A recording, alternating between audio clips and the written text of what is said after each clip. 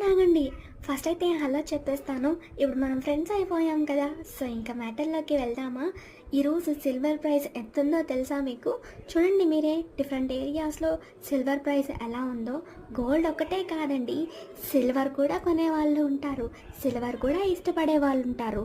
So, నేను daily morning 10:30కి silver price కూడా చెప్పేస్తాను. సో, ఇంకా లేట్ ఎందుకు?